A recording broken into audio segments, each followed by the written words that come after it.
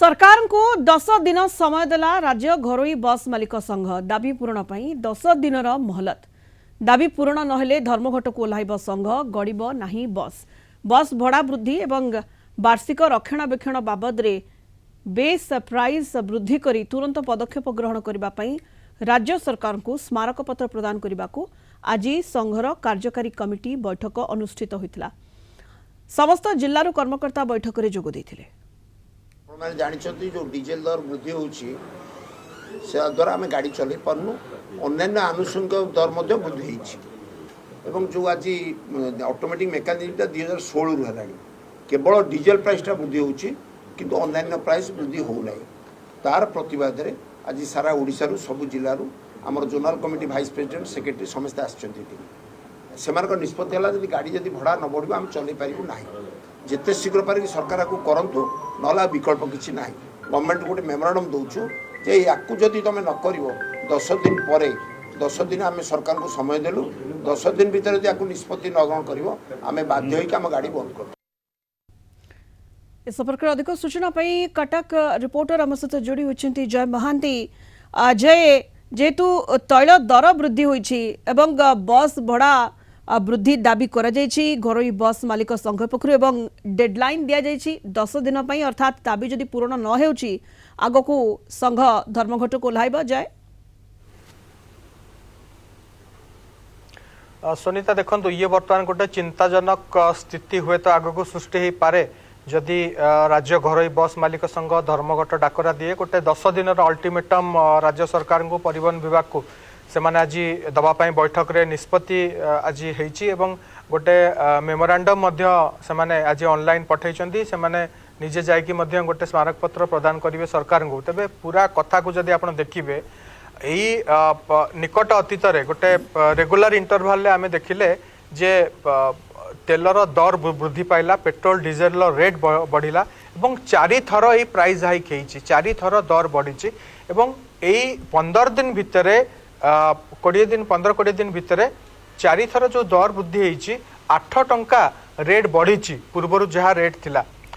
राज्य घरोई बस मालिक संघर जुक्ति होची गोटे ऑटोमेटेड मेकानिज्म सरकार करथिले 2015 मसीहारू जो नियम अनुसार जदि तेलर दर डीजेल दर जदि 2 टंका वृद्धि पाइब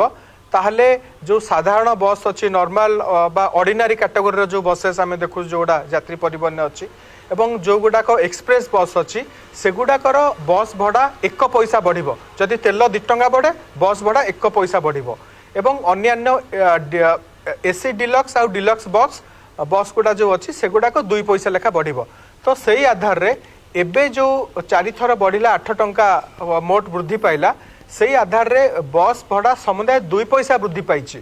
तो संघर जुक्ति होची 4 पैसा वृद्धि पाइबा कथा 8 टंका हिसाब रे हमर 2 पैसा बढ़िछि आ 2 पैसा सरकार बढ़ाइबार आवश्यकता रही जहाँ उपरे सरकार को अनुरोध करिवा परे मध्य सरकार को अवगत करिवा परे मध्य सरकार कोनोसी पदक्षेप नौ नांती ये हला गोटे जुक्ति। आ गोटे कथा होची गोटे संशोधन आनिबा पई से माने कहउचंती एई बस को मैनेज करिवा परिचालन करिवा एई इंडस्ट्री को आगु को नवा पई से माने चाहुचंती गोटे भड़ा रे गोटे संशोधन हो बेस प्राइस जो कथा आमे कहउचंती से बेस प्राइस होची गोटे बस चलेबा पई जो आनुषंगिक खर्च थाए से माने प्रति मास रे लुब्रिकेंट किनंती बस रो चेचिस जो किना हुए तार रेट मध्य आग अपेक्षा बढ़ी कर्मचारी मानकर दरमा पूर्व अपेक्षा बढ़ी बस रो अन्यान्य मेंटेनेंस अच्छी टायर अच्छी बस रो अन्यान्य जंत्रांश अच्छी एगुड़ाक जो बेस प्राइस अच्छी ए बाबद रे मध्य गोटे किछि आर्थिक सरकार तरफ गोटे दबार जहाँ व्यवस्था थिला बेस प्राइस को वृद्धि करिया परे जो व्यवस्था थिला ए बाबद रे मध्य सरकार किछि चिंता करि नाहंती बोली संघ कहूची एवं यही कथा को आधार करिकी दुईटी जाक मेन तांकर पॉइंट अच्छी एवं जदि सरकार बस भड़ा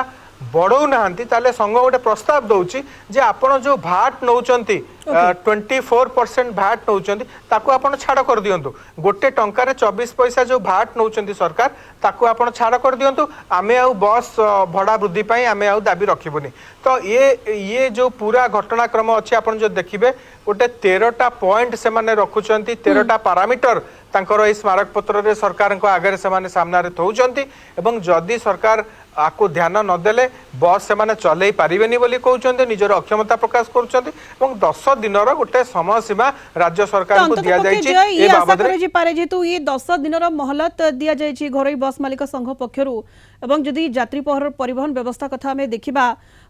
राज्य रे 14,000 घरोई बस यात्री सेवा जोगाउछंती तेणु निहाती भाव जदि धर्मघट को ओह्लाइबे घरोई बस मालिक संघ यात्री माने हैरान हरकत हेबे अनेक असुविधार सामना करिवे तेणु सरकार या गुरुत्वर सहित नहीं आलोचना माध्यम समाधान रास्ता बाहर ये आशा कर पारे जाए देखु यार गोटे से माने जहाँ कहउचंती जे अनेक वर्ष धरी बस भड़ा को नहीं जो अच्छी नियम तादरे संशोधन आमेंडमेंट आनिबार आवश्यकता रोची परिवर्तन करिवार आवश्यकता रोची सेगुड़ाक करा जाउ नै से माने मध्य जुक्ति करूचंती जे जो सरकारी बस सब जो रही राज्यंकर जो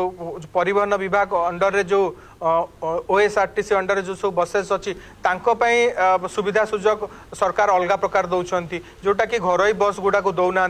आपड़ जदि देखिए 2020 मसीह सपोज डीजेल प्राइस कथा आम कह 78 टंका 70 पैसा थिला से दरटा आपड़ जदि आज देखिए डीजेल पर लिटर प्राइस अच्छी 100 टंका क्रॉस कर गलानी 101 टंका आड़ को गलानी तो ये मध्य कमुची बढ़ुची ये गोटे फ्लक्चुएट होची ये प्राइसटा तो ये पूरा कथा को आपन जो देखिए 14,000 घरोई बस यात्री परिवहन रे गोटे बहुत बड़ भूमिका ग्रहण करती केवल 8,000 मालिक नहांती